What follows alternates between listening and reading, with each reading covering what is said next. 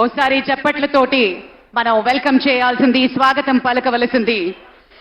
గత 10 ఏళ్లలో తనకంటూ ఒక ప్రత్యేకతను సంతరించుకున్నారు తండ్రికి తగ్గ తనయుడు. 5 ఏళ్ల కీలక శాఖలకు ముఖ్యమంత్రిగా నవ్యాంధ్రకు పెట్టుబడుల కలను తీసుకొచ్చిన లోకేష్ గత 5 ఏళ్లుగా ప్రతిపక్షానికి చిరునామాగా నిలిచారు. తండ్రి కార్యదక్షత, పిలుపుతో యువగళం స్ఫూర్తిగా రాష్ట్రమంతటా యువతలో చైతన్యాన్ని తీసుకొచ్చారు. Please put your hands together and welcome Nara Lokesh గారు.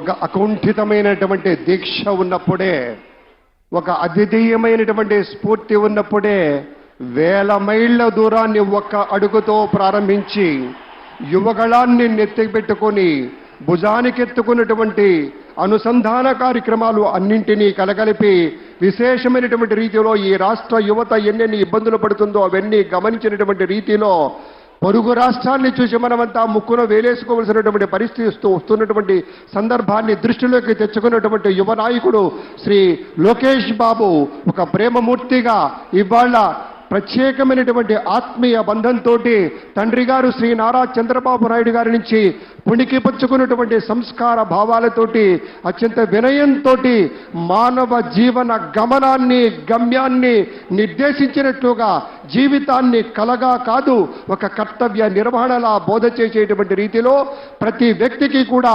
పరిపూర్ణమైనటువంటి మానవత వైపు దారి దీపంలా ఉండేటువంటి స్థాయిలో ఆయన పరిశ్రమించిన తీరు అనుపమానమైనటువంటి మాటను మీతో పంచుకుంటూ శిథిలమవుతున్నటువంటి విద్యార్థి జీవితాలకి, మళ్ళీ చెప్తాను, శిథిలమవుతున్నటువంటి విద్యార్థి జీవితాలకి కొత్త ప్రభుత్వాలు ఏం చెయ్యాలో శ్రీ నారా చంద్రబాబు నాయుడు గారికి తెలుసు కాబట్టే ఇవాళ ఈ ఎడమ వైపున ఇంతమంది సారథుల్ని తన సైన్యంలో ప్రముఖమైనటువంటి స్థానాల్లోకి తీసుకుంటూ అపారమైనటువంటి కార్యదీక్షతోటి అత్యున్నతమైనటువంటి ఆశయాలతోటి ప్రజా రక్షణకు అంకితమైనటువంటి నూతన ముఖ్యమంత్రిగా పటిష్టమైనటువంటి ప్రణాళికల్ని సమున్నతమైనటువంటి రీతిలో విశేష స్థాయిలో మార్గదర్శకమైనటువంటి స్థాయిలో తీసుకొని శ్రీ నారా చంద్రబాబు నాయుడు గారికి వారి యొక్క ప్రమాణ స్వీకారోత్సవం వేళ తరలి వచ్చిన దేశం నలుగు చెరువులకు నుంచి విచ్చేసినటువంటి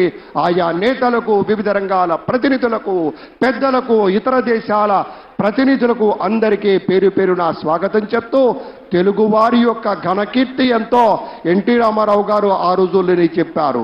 పంచకట్టుటలోన ప్రపంచాన మునగాడు, కండువాలేనిదే గడప దాటని వాడు, పంచభక్ష్యాలు తన కంచాన వడ్డించ గోంగూర కోసమై లొట్టలేసేవాడు, ఎవడు వాడు ఇంకెవడు తెలుగువాడు అని చెప్పినటువంటి నాటి పద్యాన్ని తీసుకొని స్ఫూర్తిగా మన తెలుగు జాతి యొక్క ప్రాభవ వైభవాలకి దీటుగా ఇవాళ ఆ రోజున శ్రీ ఎన్టీఆర్, తర్వాత శ్రీ చంద్రబాబు నాయుడు గారు వారి యొక్క నేతృత్వంలో 4వసారి ముఖ్యమంత్రి అవుతున్నటువంటి ఆ పెద్దల యొక్క సారథ్యంలో పనిచేయడానికి ఇంతమంది సైన్యం సిద్ధంగా ఉంది. మనమంతా వారికి సహకరిస్తాం, వారందించేటువంటి ఫలాలని అందుకోబోతున్నాం అనేటువంటి మాటను కూడా మీతో గుర్తు చేస్తూ ఉన్నాం. ఇది మామూలు ప్రమాణ స్వీకారం కాదు అని ప్రపంచవ్యాప్తంగా ప్రతి ఒక్కరూ అనుకుంటున్న క్షణం. ఒక తెలుగువారు సాధించాలనుకుంటే ఏదైనా చేయగలరు అని నిరూపించుకుంటున్న క్షణం.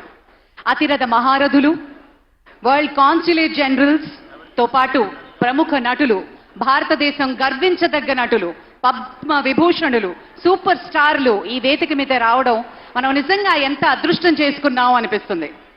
ఒక్కసారి మనం చూసుకుంటే ఈ ప్రమాణ స్వీకార మహోత్సవం గజదళం, అశ్వదళం, అభిముఖం అన్న రేంజ్లో నభూతో న భవిష్యతి అనే విధంగా జరుపుకుంటున్న క్షణం.